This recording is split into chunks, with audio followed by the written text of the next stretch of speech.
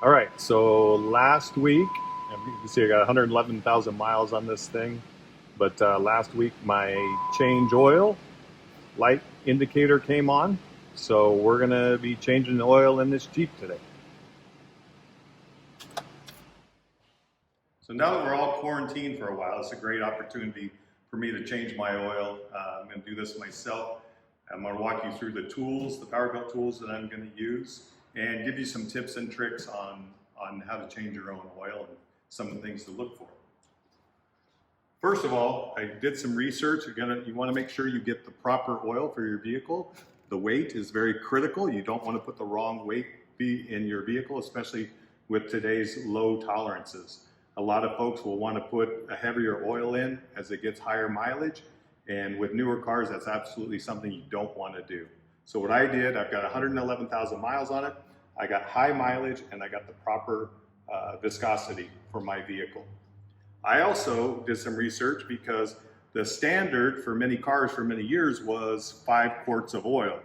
Then some cars are 4 quarts or 3.8 quarts, so on and so forth. This particular Jeep is a 6 quart capacity, so I bought the 5 quart jug, and I also bought the an extra one so I can get to the 6 quarts of oil that I'm going to need for this particular vehicle. All right, so here's the tools I'm going to be using today.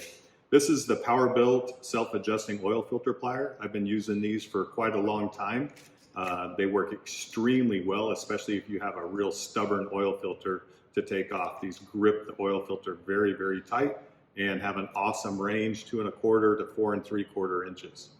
But they've got a new one out with a 30-degree bend on it to get into even tighter spaces. Same technology, self-adjusting with a really nice grip and a similar range of capacity for the oil filters. I don't really need the extra room on this particular vehicle, but I'm going to go ahead and give this new one a shot. Also going to be using just a standard flex head Powerbuilt ratchet, really nice ratchet.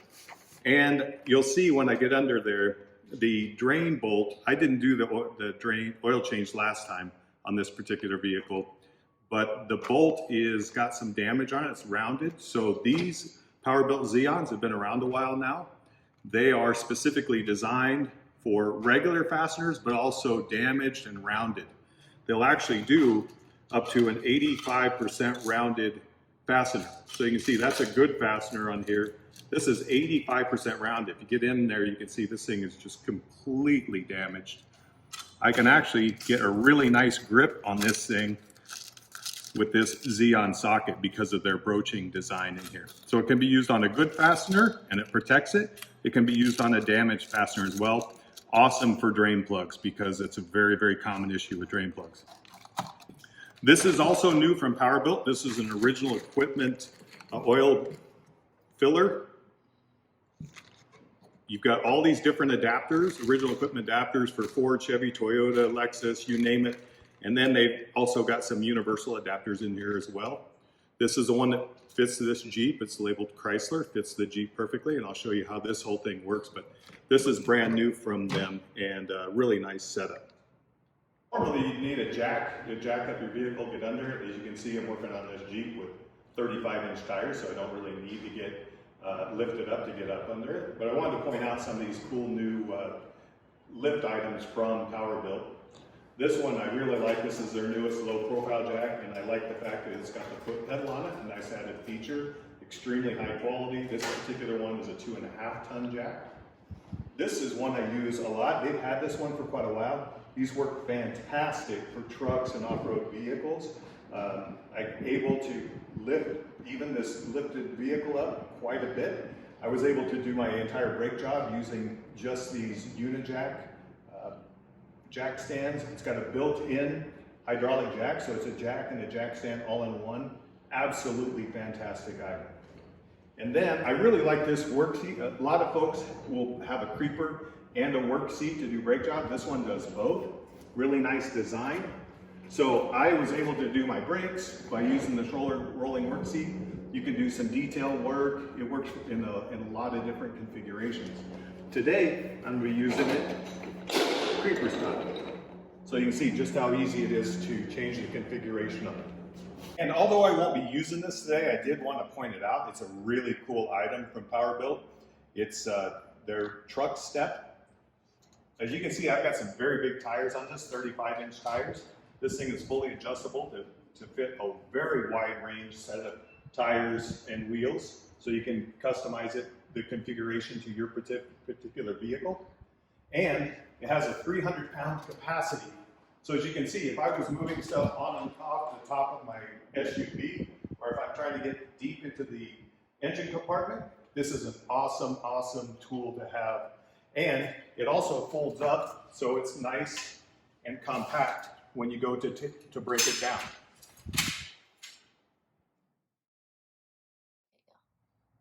All right, as you can see, as I said before, this drain plug is a bit damaged around it. It could be from a lot of things. It's very, very common for these drain plugs to be damaged. I've seen much worse than this. But if I use a regular socket on this, I chance stripping it even more, especially if this particular drain plug is over tightened or at a very high torque. So I'm going to use a Xeon socket on this so I don't damage it any further, and my chances of getting this thing out easily will be much greater. So I've got the proper size. You can see it pointed out the broaching on this. That's what it's grabbing, the sides of the socket or the fastener rather than the corners. So we'll see how we do here. All right, so that one wasn't too bad. I am gonna put a new drain plug on anyway because I really don't like having damaged fasteners and taking the chance of having a problem the next time I go to change the oil. Now I've got this thing loose. Typically this is gonna be fairly hot. This thing's been sitting here for a little while, but I'm gonna use this particular item here.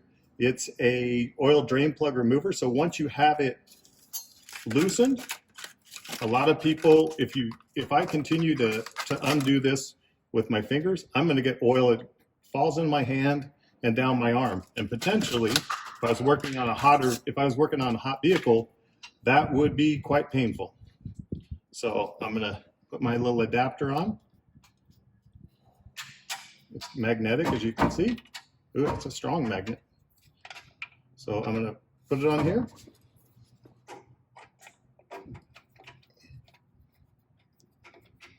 And this way, when I pull the drain plug completely out, it won't fall into the oil where I have to go and fish it back out. But this is a really handy little tool.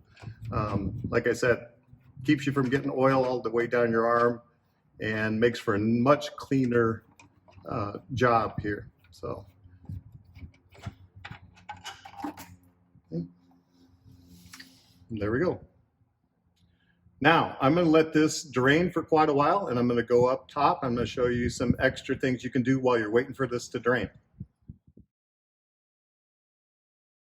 All right, so the first thing that I did before I even pulled the drain plug out is I took my oil filler cap off.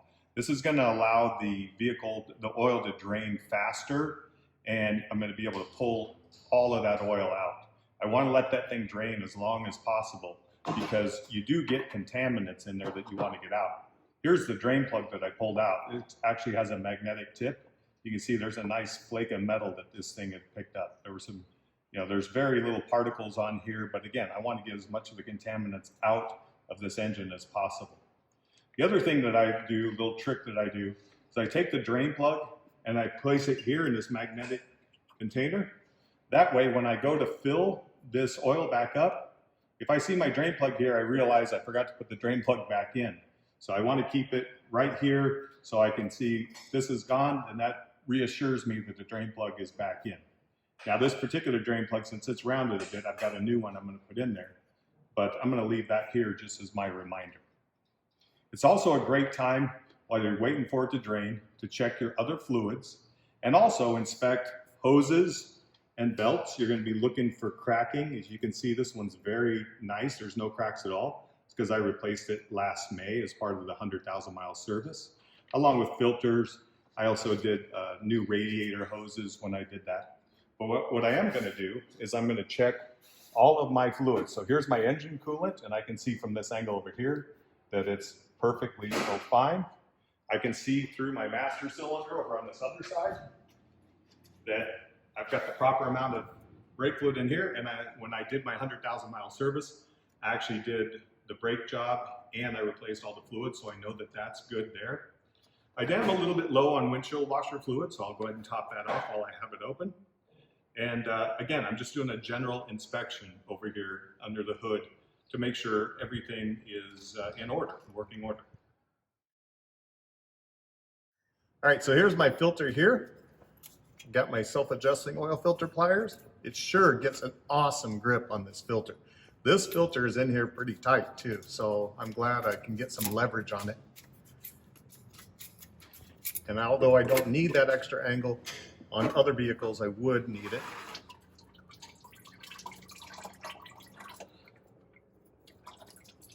Get this thing off here, and then I'll be able to show you some tips and tricks up top in the engine compartment.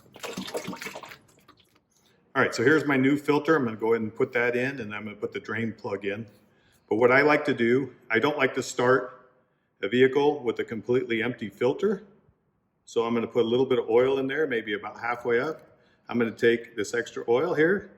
I'm going to put just a little bit around the gasket. That's going to keep this gasket, help keep this gasket from pinching. If it's dry up against that block, it may want to pinch just a little bit and you're going to get a leak. This ensures that I don't get a leak. So I'm going to install my new filter. I've checked to make sure that my gasket, that the old gasket is off. I'm going to spin this on. And I do not want to over tighten it. So I don't need the filter wrench for this. I just need to get it firm with my hand. And that seal, that gasket in there is going to seal that off. If you over tighten it, then it's going to be really difficult to get off the next time. And you risk creating a leak by over tightening it and compressing that gasket too much. So I've got my new drain plug here. You got to make sure you get the proper size. This particular one is an M14, which means the bolt size is 14 millimeter, and it's by 1.5. That's the thread pitch. So the two common thread pitches are 1.25 and 1.5. You got to make sure you get the proper one. I've already compared it to my old drain plug. It's exactly the same, and it should go in quite easily by finger. If it does not and it binds up, then you likely have the wrong size or the wrong thread pitch, and you need to change that, get the proper one. You definitely don't want to strip the oil pan. That would be bad, bad news. That's a multi-$100 repair. So I'm using my Xeon socket again, so I don't damage my new drain plug. And all I'm gonna do is get this thing firm, not tight. That way, this has got a gasket in as well. I don't over compress the gasket, and it makes it easier to get the drain plug out next time.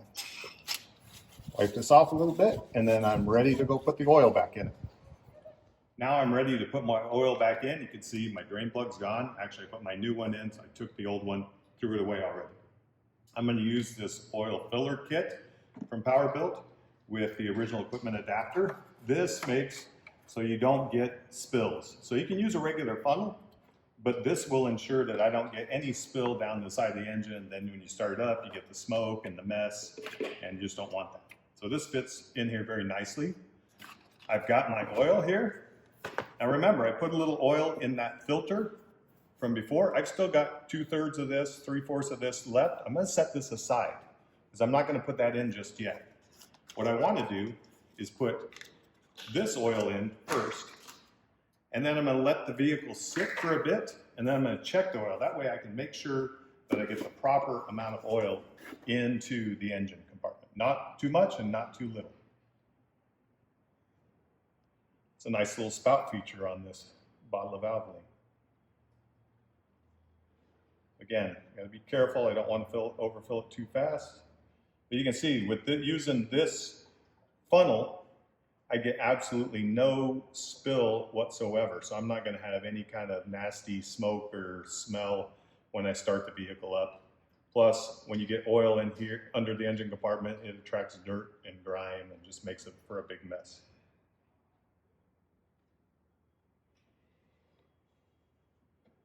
So I put 5 quarts in. It says I need 6 quarts. This is going to be my 6th quart, but again, I want to make sure that I get exactly the right amount of oil in this thing. So I'm going to let this thing sit for about 5 minutes. And then I'm going to start it up just quickly to get the oil to circulate. And then I'm going to top it off using that extra quart of oil that I've got there. It's not really extra, it's the 6th quart that I need to hit full capacity. Okay, so I've topped off the oil, got everything cleaned up, buttoned up, checked it, make sure I've got the proper amount of oil in there. I'm ready to go. The last thing I need to do on this particular vehicle is reset the oil change light. A lot of people won't change their own oil because they don't know how to reset the light. I simply went on Google, took a very short time, found the instructions. It's very easy on this particular vehicle. Every vehicle is different, so you'll need to check what the instructions are for your particular vehicle. But in most cases, you don't need to take it to the shop or a dealer to reset the light. You can do it yourself. So on this vehicle, I'm going to turn the key all the way to the on position without starting it. Push the pedal all the way to the floor 1, 2, 3 times. And I'm going to turn the key back off. I'm going to wait just a few seconds. Now to verify that I actually did reset the light, I'm going to start the vehicle up again. I'm going to wait about 10 seconds.